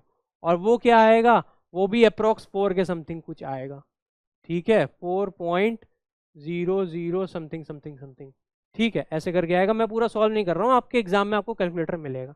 अब आप क्या करोगे, जब आप देखोगे इनका डिफरेंस निकालोगे, इनका डिफरेंस निकालोगे तो क्या आएगा, डेल्टा एम आ जाएगा। ठीक है, डेल्टा एम आ जाएगा। और फिर उसके बाद आप ये वाला फॉर्मूला लगाना। कौन सा फॉर्मूला लगाना, बाइंडिंग एनर्जी वाला, delta E B equals to delta, क्या लिखा है मैंने, कैपिटल एम इंटू 931.5 MeV। ठीक, तो जब आप डेल्टा एम की वैल्यू यहाँ पे पुट कर दोगे और उसको मल्टीप्लाई कर दोगे किससे, 931 MeV से, मैंने आंसर पहले से लिख रखा है। क्या आंसर आएगा, आपको ऐसे करना है, आंसर आपके पास क्या आ जाएगा, 26.73 आएगा सर। इसका आंसर क्या आ जाएगा, 26.73 MeV। बस आपको कुछ नहीं करना है, मैं सॉल्व नहीं कर रहा हूँ, आपके पास तो कैलकुलेटर भी रहेगा, टाइम भी रहेगा, कर लेना। कुछ नहीं, इसको 4 से मल्टीप्लाई करना है, जो आएगा उसको आपस में माइनस कर देना है। जब माइनस कर दो वही हो जाएगा डेल्टा एम, माइनस करके जो वैल्यू आएगी यहाँ रख देना, 931.5 से इसको मल्टीप्लाई कर लेना। जैसे ही मल्टीप्लाई करोगे तो आंसर आ जाएगा 26.73। तो ये जो 26.73 है ये MeV में आएगा, क्योंकि इसने देखो किसमें पूछा है, MeV में पूछा है। अब Q वैल्यूज है, कंफ्यूज मत हो जाना, Q वैल्यू का मतलब ही वही है कि वो एनर्जी पूछ रहा है, energy required to break the stabilized form nucleus into इस अनस्टेबल न्यूक्लियॉन्स या फिर एक्स्ट्रा न्यूक्लियर पार्टिकल्स, उसी को कहते हैं बाइंडिंग एनर्जी। वही पूछा था Q वैल्यू निकालने के लिए ये। ठीक, तो ये कौन सा क्वेश्चन था, जैम 2021 का था, NAT में था, सॉल्व हो गया। तो इसी के साथ आज हम लोग का लेक्चर खत्म होता है। हम लोगों ने सबसे पहले क्या पढ़ा, हम लोगों ने सबसे पहले डेफिनीशन देखी कि न्यूक्लियर केमिस्ट्री की डेफिनीशन क्या होती है, उसमें किस किस टाइप के प्रोसेसेस होते हैं। पहला न्यूक्लियर एमिशन पढ़ा, फिर हम लोगों ने न्यूक्लियर रिएक्शन पढ़ा। ठीक है, फिर उसके बाद हम लोग आगे बढ़े और हम लोगों ने देखा डीके और एमिशन कितने टाइप के होते हैं, सब पूरी हम लोगों ने टेबल बनाई बढ़िया से और आगे प्रोसीड किया। फिर उसके बाद हम लोग आगे बढ़े और हम लोगों ने देखा एटॉमिक स्पीशीज़ के बारे में। एटॉमिक स्पीशीज़ किस किस टाइप की होती हैं, 1 2 3 4 5 टाइप की एटॉमिक स्पीशीज़ होती हैं। ठीक है, हम लोगों ने ये पढ़ा। फिर उसके बाद हम लोग आगे पढ़े रेडियो एक्टिविटी, और इसका हम लोगों ने क्या देखा, काइनेटिक एस्पेक्ट देखा। क्या देखा कि फर्स्ट ऑर्डर काइनेटिक्स फॉलो करता है, रेट लॉ इसकी ये होती है, हाफ लाइफ टाइम का हम लोगों ने फॉर्मूला निकाला, टी एवरेज का फॉर्मूला निकाला, यूनिट्स ऑफ लैम्डा देखी, और फिर उसके आगे हम लोग आगे बढ़े तो हम लोगों ने क्या देखा, बाइंडिंग एनर्जी। बाइंडिंग एनर्जी सबसे पहले हम लोगों ने मोस्ट इंपॉर्टेंट और हॉट टॉपिक पढ़ा, क्या, मास डिफेक्ट। और मास डिफेक्ट सर ने पूरा डिस्क्राइब करके बताया कि क्या कैसे होता है। फिर उसके बाद सर ने कॉन्सेप्ट बताया बाइंडिंग एनर्जी का, कि बाइंडिंग एनर्जी क्या होती है। बच्चे कंफ्यूज हो जाते हैं, सर पकड़ के बैठ जाते हैं एग्जाम में, अरे बाइंडिंग एनर्जी का कॉन्सेप्ट आज तक समझ ही में नहीं आया। सर ने बहुत बढ़िया से पढ़ाया, रिवाइंड करके देख लेना, पूरा मज़ा आ जाएगी, फिर से समझ में आ जाएगा। फिर उसके बाद क्या किया सर ने, उसके बाद सर कुछ PYQ लेके आए थे 14, 18, सर ने कुछ छोड़ा नहीं। देखो 10 साल की रिसर्च करके आए, 2011 तक के क्या चल रहा है, 2023 आ गया है, 2011 से क्वेश्चन कराना स्टार्ट किया। 11 का कराया, 18 का कराया, 14 का कराया, फिर 18 का कराया, फिर उसके बाद एंड में 21 का करा के समाप्त किया। तो ये हमारा लेक्चर है पूरा न्यूक्लियर केमिस्ट्री का। आई होप आप लोगों को ये चैप्टर अच्छे से क्लियर हो गया होगा, अच्छे से समझ में आ गया होगा। तो जैसा कि मेरे पीछे लिखा है, keep practicing and stay motivated. सबसे पहली बात, मोटिवेशन बहुत ज़रूरी है। अब मोटिवेशन आपके वो एग्ज़ाम के पॉइंट ऑफ व्यू से हो, आपके करियर के पर्सपेक्टिव से हो, आपके पेरेंट्स के पर्सपेक्टिव से हो, चाहे किसी भी पर्सपेक्टिव से हो, आपको हमेशा मोटिवेटेड रहना है। मोटिवेटेड रह के पढ़ाई करनी है कि आपका ये पर्टिकुलर गोल है जो आपको लाइफ में अचीव करना है। तो उसी कड़ी में आप मोटिवेटेड रहिए और पढ़ते रहिए। फिर सेकेंड चीज़ आती है practicing. Practice makes a man perfect. आप यहाँ से ये चैप्टर पढ़ के चले जाओ, मैंने इतने अच्छे से पढ़ा दिया इलेबोरेटेड वर्जन में, बट अगर आप जाके प्रैक्टिस नहीं करोगे, बाकी के बचे हुए PYQ नहीं लगाओगे, DPPs नहीं सॉल्व करोगे, तो कुछ नहीं होने वाला। आप आज पढ़े हो, कल भूल जाओगे। तो सबसे पहले जाओ। आई होप आप लोग को सब कुछ समझ में आ गया होगा। अब आप लोग जाइए और अच्छे से जाके जैम के सारे प्रीवियस ईयर क्वेश्चन सॉल्व करिए, कुछ नेट के सॉल्व कर लीजिए, कुछ गेट के सॉल्व कर लीजिए। यही होता है स्मार्ट वर्क। कुछ लास्ट दिन बचे हैं तो आप ऐसे खुद कॉन्शियस रहिए ना, स्मार्ट वर्क करिए ना। वहां से 4 क्वेश्चन उठा लिए, उधर से 4, ये नहीं किसी बुक से उठा लिए, जैम के क्वेश्चन आपने उठा लिए, कर लिए, ठीक है, आपसे अच्छे से बन गए। फिर आपने गेट के उठा लिए, कुछ ऐसे स्पेसिफिक जो उसके लोएस्ट लेवल के होते हैं। फिर उसके बाद नेट के कुछ लोएस्ट लेवल के उठा लिए और आपने सॉल्व कर लिए। बस इसी को कहते हैं प्रैक्टिस। तो इसी के साथ आज का लेक्चर देखने के लिए बहुत बहुत शुक्रिया। Thank you so much for watching. पढ़ते रहिए।